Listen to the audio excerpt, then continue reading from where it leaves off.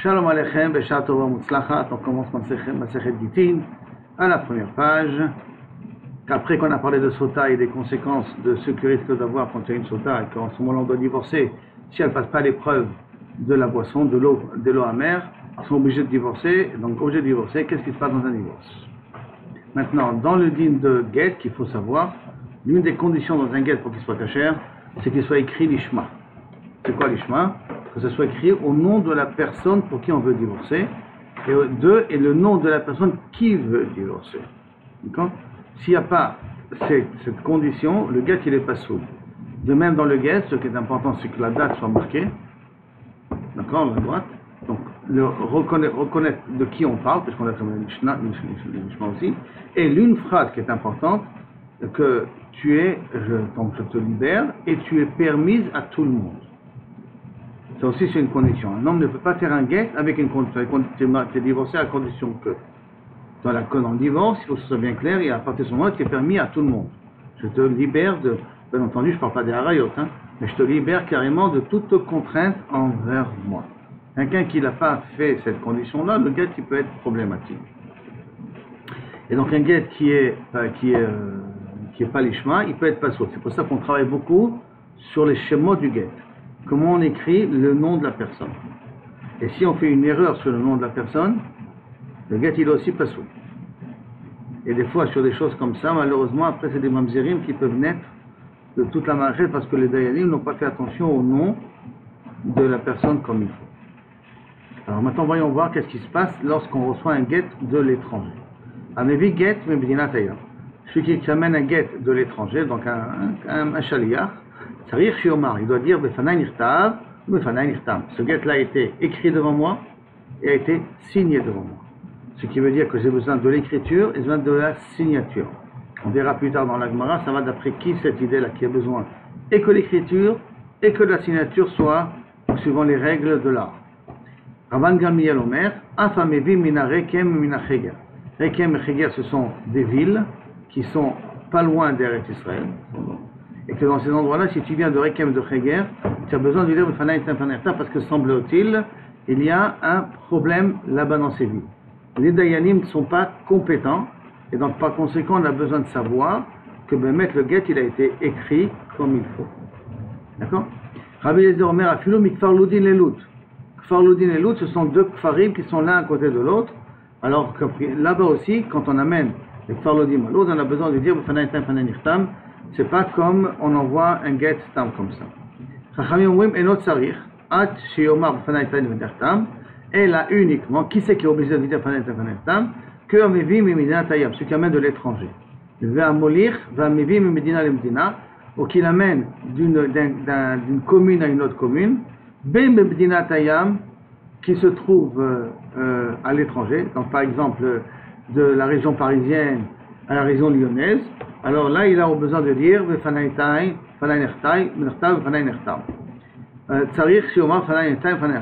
shaliach, il est obligé de dire, c'était présent pendant l'écriture du get et pendant la signature du get. Je précise que, je répète, que là on demande deux conditions. Et l'écriture et la signature. Rashba Gomer, afilou me'agmonia l'agmonia. Me'agmonia, ça veut dire entre deux châteaux. Comment deux châteaux? À l'époque, il pouvait avoir une ville et une autre ville à côté, et chacun il avait un dirigeant dans sa ville. C'est-à-dire, chacun avait un roi, je savais qu'il y avait un seigneur, celui qui dirigeait la ville, mais de telle sorte que c'était comme si c'était deux villes qui pouvaient se faire la guerre entre eux.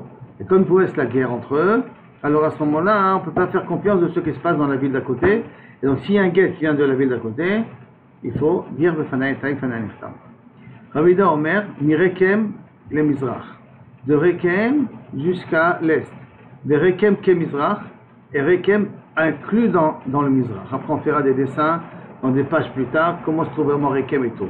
Mais qui veut dire en d'autres termes que Rekem, ça s'appelle l'étranger, et Rekem fait partie de l'étranger. Et comme de l'étranger, on doit dire donc celui qui amènera un guet de Rekem devra dire et en vérité, on est en train de définir les frontières d'Eretz Israël ici. Mais Ashkelon, la Darom.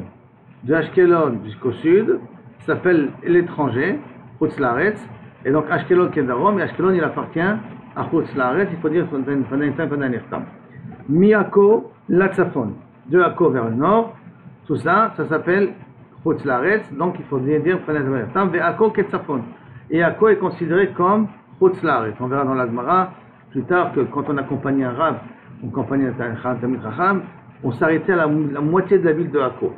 Parce que la frontière s'arrêtait de la Kedushat Eretz Israël à la frontière de Akko. Par contre, Rabbi Meir Omer, non, Akko qui est Eretz Israël, légitime. Akko qui est Eretz Israël légitime, ça veut dire que la ville de Akko, c'est comme Eretz Israël. Si dans Eretz Israël, on n'a pas besoin de dire Fanayim Tav Fanayim Ertam, alors même dans la ville de Akko, on n'a pas besoin de dire Fanayim Tav Fanayim Ertam. Donc si je résume un petit peu l'idée principale de ce qu'on a dit jusqu'à maintenant, c'est que un guet, pour qu'il soit caché, il faut que soit écrit l'ishma. Maintenant, il semblerait qu'il faut que ce soit signé l'ishma aussi. Par conséquent, le shaliach qui amène le guet est obligé de témoigner, même qu'il est seul pour l'instant, il a besoin de témoigner qu'il a vu comment on a écrit le guet, et qu'on sait qu'on a écrit le guet comme il faut, et qu'on a signé le guet comme il faut. En Eretz Israël, a priori, on n'a pas besoin de dire Mefanayim Tav, Mefanayim Ertam, parce que semble-t-il qu'en Eretz Israël, les gens sont compétents. Maintenant, on verra encore une autre idée dans la Gemara, pourquoi on a besoin de dire Mefanayim Tav, Mefanayim Ertam, mais ça on verra plus tard. Maintenant, Meviget vers Eretz Israël et notre Sarir Shiyom Mefanayim Tav Ertam. Pourquoi? Parce qu'ils sont a priori compétents. Et mais si par contre sur le guet, il y a des Orerim, il y a des personnes qui remettent en question la valeur du guet, alors est-ce que le guet il est caché? On regarde les témoins, et avec les témoins, on confirme est-ce que le guet il est caché ou pas caché. D'accord? Donc, une chose qu'il faut qu'on retienne, je répète, qu'un guet il a besoin de l'ishma, si il est l'ishma et que ça vient d'un endroit dont on ne sait pas s'ils sont compétents, le shaliach qui doit nous dire si ça vient d'un endroit qu'on sait qu'ils sont compétents, il n'a pas besoin de dire Fanayim Tav, Fanayim Ertam. Dans la Gemara, Maïtama, quelle est la raison qu'on a besoin de dire Fanayim Tav, Fanayim Ertam? La Gemara va nous amener deux raisons. Première raison, les fichen bekim l'ishma, parce qu'à l'étranger, en Chutz Laaretz, les gens ne savent pas comment écrire vraiment l'ishma, être médaillé sur les shemot de la personne, les shemot de la femme, les shemot du mari. Donc, si Kavichon n'est pas médaillé dans les shemot, on n'écrit pas comme il faut, Chad Veshalom, on risque de faire un get passou. Donc, l'ishma, ça rentre aussi dans la kavana, comment on écrit le get en question. Rava Amar, non, c'est pas ça la raison. Et puis, Shen et dit Mitsuim et Kaimo. Parce que quand ça vient de Chutz Laaretz, les deux témoins qui ont signé sont des habitants de Chutz Laaretz. Mais si après il y a un problème, alors on aura une difficulté à pouvoir valider le get. Comme on aura un problème pour pouvoir valider le get, c'est pour ça qu'on a besoin que le shaliach me dit Befanayim Tav, Fanayim Ertam. C'est comme si le shaliach validait le get à ce moment-là, comme ça le mari ne pourra pas remettre en question la valeur du get. Bon, on verra est-ce que Bémet ça marche comme ça ou pas comme ça, mais en tout cas, ça c'est la raison d'après Rava. D'après Rava, excusez-moi, la raison d'après Rava, d'après Rava, c'est que pour pouvoir valider le get tout de suite, de telle sorte que si on remet en question, on ne regardera pas, on n'écoutera pas la personne qui remet en question le get, grâce au shaliach, bien qu'il est tout seul le shaliach. C'est un seul aide, et quand même ça sera valable pour valider le get. Maintenant la Gemara demande Maï Benayo. Quelle différence si je dis parce qu'ils ne sont pas Bekim Lishma ou parce que j'ai besoin de, s'il y a un problème, valider le get. Et Benayo, la différence entre les deux, que si maintenant il y a deux personnes qui amènent le get.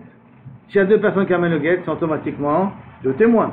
Comme c'est deux témoins, donc ils peuvent dire qui a écrit le get. Ils peuvent dire qui a écrit le get parce que c'est deux témoins qui peuvent témoigner, ces deux témoins ils sont là pour tout. Donc là, le problème de Edim ne se pose pas. Donc ils n'ont pas besoin de dire Fanayim Tav, Fanayim Ertam. Parce que s'il y a un problème sur le get, les deux témoins seront là pour valider le get. Donc, il suffit qu'ils aient deux personnes qui amènent le get au Chutz Laaretz. Ils peuvent l'amener sans dire Fanayim Tav, Fanayim Ertam. Mais si je dis que le problème il est l'ishma, deux personnes ou une personne, ça change son problème, il faut savoir est-ce que le get a été écrit l'ishma. Inami, mi Medina le Medina, Be'eretz Israël. D'un pays à un autre pays, d'une contrée à une autre contrée, en Eretz Israël. Donc, une contrée à une autre contrée, on n'a pas de problème de l'ishma parce qu'on est en Eretz Israël. Quand on a dit qu'en Eretz Israël, ils sont spécialisés.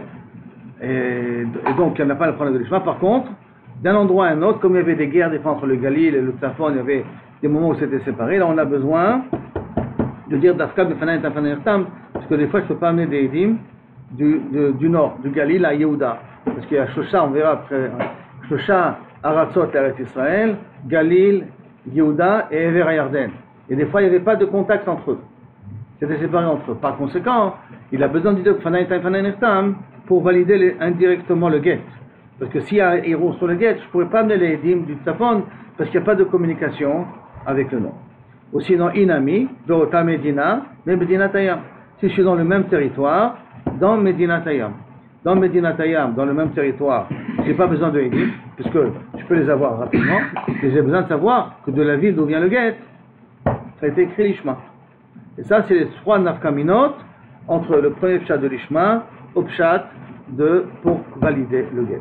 Donc si je résume un match rapidement, si c'est midin ishma, alors à ce moment-là, tout get qui vient de Chutz Laaretz, même d'une ville à une autre ville dans Chutz Laaretz, a besoin de dire Befanai Taïfana Nirtam. D'accord? Par contre, si c'est en Eretz Israël, d'une ville à l'autre, je n'ai pas besoin de dire Befanai Taïfana Nirtam. Par contre, si c'est maintenant deux témoins qui amènent le get, alors à ce moment-là, dire Befanai Taïfana Nirtam, je suis toujours obligé de le dire. Ils ne le connaissent pas. Parce qu'on ne sait pas s'ils ont fait ça l'ishma. Ils ne le connaissent pas. Justement, c'est ça l'avantage. C'est deux témoins qui amènent. Donc c'est deux témoins qui veulent dire que s'il y a un problème, on a vu que le mari a donné le get. Donc ils peuvent témoigner sur la valeur du get. Donc à ce moment-là, il n'a pas besoin de dire Fanayta Fananirtam. Mais pour l'ishma, ils ont besoin de dire Fanayta Fananirtam. D'accord? Ou si vous voulez, en Eretz Israël, quand il n'y a pas de contact entre le nord et le sud, alors l'ishma, le problème ne se pose pas. Mais le problème de validation, au cas s'il y a un problème, ça peut se poser, il a besoin de dire même en Eretz Israël.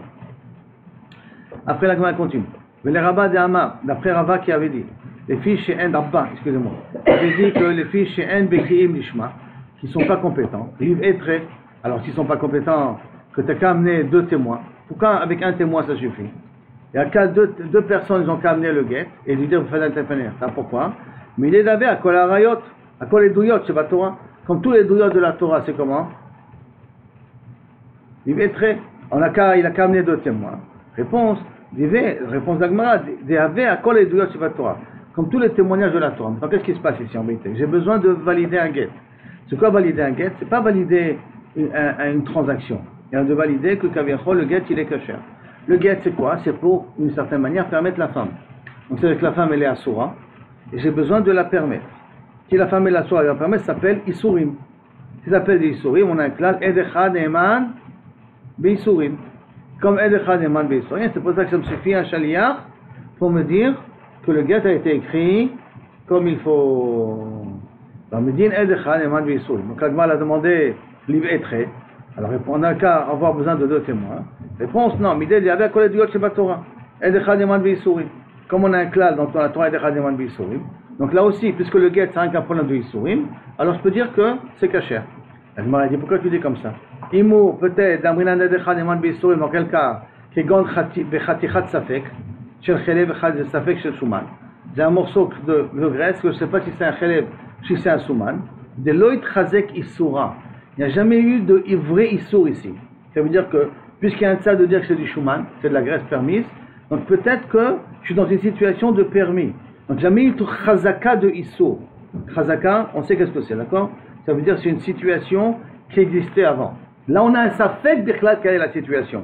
Alors là, Behemet, Edcha Ne'eman Be'Issurim. Mais avalacha ici, Itchazik Issura. Là, le Issour, il est vadaï, il existait déjà, parce que des échetish avaï. Parce que c'était une échetish. Mais comme c'était une échetish, c'est plus maintenant un digne de Issour. Est-ce que c'est kasher ou pas kasher le guet? Et là, c'est un problème d'avoir chez Baïrva. Est-ce que c'est une échetish ou pas une échetish? Et d'avoir chez Baïrva, et d'avoir chez Baïrva, par contre, Mishnah. On a un clal que d'avoir chez Baïrva, il faut minimum deux témoins. Beisurim et de Chademan Beisurim. Donc, quand j'ai un sapé, qu'est-ce que c'est kasher ou pas kasher, un morceau de viande? Alors, et de Chademan Beisurim, tu dis c'est kasher, tu peux le manger. Mais quand je viens avec un problème de échetish, que je veux savoir est-ce qu'elle a enlevé le échetish, est-ce qu'elle n'est plus échetish? Ça s'appelle d'avoir chez Baïrva. Et on a un clal, d'avoir chez Baïrva, par contre, Mishnah. Alors, à ce moment-là, pourquoi il n'a pas dit Rava, il n'a pas dit qu'il faut deux témoins? Pourquoi un témoin, ça suffit? Ce témoin-là qui amène le guet est suffisant. Hein? Réponse, Rov Bekim. En vérité, le Rov des gens sont Bekim, qu'on va écrire. Ah, si les Rov sont Bekim, alors je devrais faire confiance. Et la file où les Rabbi Meir de Chaïch les Miruta, même d'après Rabbi Meir, qui dit que même qu'il y a un Rov et un Miout, on craint le Miout. Donc Rabbi Meir, c'est un Mahmir on ne va pas d'après le Rov, on va d'après le Miout, et donc on devrait être recherche. On a un classe, Stam, Sofre de Dayané, Mikmar Mire. Stam, un Sofer qui travaille au Betadine, il a passé au moins l'examen de qu'est-ce que c'est être un Sofer. L'examen de qu'est-ce que c'est un Sofer pour écrire un guet, c'est savoir qu'il faut l'écrire l'Ishma. Donc au moins ça, il le sait. Alors à ce moment-là, si Béhémet, on parle d'une Bekiout, qu'ils ont les Sofrim, pourquoi j'ai besoin quand même de dire Befana et Fanam, Rabbanan Hud Atzrachua. C'est les Chachamim qui ont été mahmir, qui ont demandé d'être mahmir et de dire Befana et Fanam. Pourquoi? Parce que d'être mamin Kaviachol, Mishum Iguna Hikulu Berabanan. Que Kaviachol, c'est vrai que normalement les Sofrim ils sont Bekim, mais c'est d'abord Sheba Erva. Et si c'est d'abord Sheba Erva, alors normalement il nous faut 2 témoins. Alors à quoi ça sert que les Sofrim sont Bekim? Et là, Mishum Iguna et Kilu Berabanan, pour éviter que la femme reste bloquée au cas où on a un doute est-ce que le guet il est caché ou pas caché, les Chachamim ont fait confiance à un seul témoin, au Shaliar. C'est vrai qu'on a affaire à un problème de Erva. En se basant sur le fait que Rov des Sofrim sont des Bekim, en se basant là-dessus, ils ont été Mekel, qu'on peut se baser sur un témoin pour me dire que le guet il a été écrit comme il faut. La Gemara demande, Haïkoula, Khumraï. Ça c'est une Koula que tu as fait, de te baser sur un témoin. C'est une Khumra, pourquoi? Parce que si tu aurais nécessité 2 personnes, l'eau a été baal ou maré ou passile. À ce moment-là, le mari ne serait pas venu être posé le guet. Parce que s'il y avait 2, les paroles du mari ne valent rien devant les 2 témoins. Maintenant que tu as permis de croire le guet avec un témoin, si le mari vient et dit le guet il est pas saoul, qu'est-ce qu'on fait maintenant? On va croire le témoin ou on va croire le mari? On va croire le mari. Parce que sauf, ils ont donné une valeur pour que nous on considère le guet cachère. Mais c'est celui qui a écrit le guet, le mari, il est merère sur le guet. Alors j'ai besoin d'2 témoins pour dire qu'il n'a pas raison. Donc en fin de compte, en te basant sur un témoin, qui a ouvert la porte au mari de faire un sale coup entre guillemets à sa femme. Si elle s'est remariée, il dit que le guet il était pas saoul, sa femme elle est mamzerim, balagan, elle doit divorcer de nouveau et tout. Donc ta koula, toi, elle amène une khumra. Mais ça avec les équipes, il ne veut pas faire ça? Hein? Avec 2, non. Parce que je dis, comment tu peux être merah quand je dis, moi je t'ai vu que c'est toi qui as donné le guet. Les témoins sont plus forts que le mari à ce niveau-là. Donc, Balmer et au Passile, Chad Até. On prend le témoin, on ne fera pas le mari? Là, tu vas. Hein? On prend le témoin et pas le mari? Ah non, si c'est un témoin, je devrais croire le mari. Parce que sauf, un d'avoir chez Baïva, parfois Mishnaim. Alors, ils ont été méquilim, que lorsque ce soit un guet comme ça, je dis, Minastam, il est caché le guet, et je la divorce avec. Mais si maintenant le mari vient, et il est merveilleux, qu'est-ce qu'on fait? On va croire le mari. Donc le témoin, le fait d'être basé sur un témoin, tu as ouvert une porte au mari d'être merveilleux sur le guet. Mais si tu aurais nécessité qu'il y a 2 personnes qui t'amènent, parce que contre 2, il ne peut pas être possède. Et la femme, on ne lui demande rien. Hein? À la femme, on ne lui demande rien. À la femme, on ne lui demande pas. Alors, on est mégarage Valkocha, n'oublie pas, qu'est-ce que tu veux lui demander? Non, ça édoute à elle. Non, parce qu'elle est intéressée à être libérée, elle. Donc il est nogat, alors que le mari, quand il dit, pourquoi il peut être marié? Parce que s'il veut, il peut divorcer maintenant. Donc le mari, c'est pour ça qu'il a un quart Ne'emanut, le mari. Parce que maintenant, s'il n'allait pas divorcer, pourquoi on peut qu'être un milo? Parce que s'il veut, on peut le divorcer maintenant. Mais une femme, elle dit, je suis divorcée, pourquoi tu vas la croire? Peut-être Natnaïna Be'acher, peut-être elle veut aller avec quelqu'un d'autre et tout. Mais on veut qu'on la libère. Non, pourquoi une femme, elle est intéressée Natnaïna Be'acher, peut-être. Oui, mais peut-être Natnaïna Be'acher, elle a des yeux avec quelqu'un d'autre, elle veut se marier avec quelqu'un d'autre. Si alors. Donc, il peut se marier avec plusieurs femmes, il n'y a pas de problème. On ne dit pas ça. Plus aujourd'hui, mais allez, pauvre. D'accord? Par contre, Khad, si tu m'amines le quête avec un témoin, Ateba, le mari va venir, ou Me'arer ou Passile, il va venir, il va être posé le guet. La réponse, il dit non, on ne craint pas ça. Pourquoi on ne craint pas ça? Devant combien de témoins on a besoin de témoins pour donner le guet? Ça veut dire quand j'écris le guet, combien de personnes doivent être présentes ici pendant le guet? Rabbi Yochanan et Rabbi Hanina. Rabbi Yochanan et Rabbi Hanina. Chadamar bifnei shnaim. Je dois le donner devant 2 personnes. Et Chadamar bifnei shlosha. Je dois le donner devant 3 personnes. Et donc, si c'est comme ça, toute personne qui a écrit le guet, parce que comment on a écrit le guet en Chutz Laaretz? Parce que le mari était présent. Quand il était présent, il a vu qu'il y avait 2 ou 3 personnes. Pourquoi 2, pourquoi 3? On verra plus tard. Mais il a vu qu'il y avait 2 personnes. Ça veut dire que c'était fait de façon formelle. Midak daik velatele arure nafshe. Le mari fait attention, il ne va pas venir être me'arer à se mettre d'un porte-à-faux. C'est pour cela qu'on peut être ma'amin et que comme la procédure d'écriture du guet et la procédure quand on donne le guet au shaliach se fait devant 2 ou 3 témoins, donc le mari ne va pas oser être me'arer sur le guet. Et c'est pour ça que nous, quand on vient à un guet de Chutz Laaretz et qu'il nous dit que le guet a été écrit lishma, on lui fait confiance. Et on ne craint pas que le mari va être me'arer.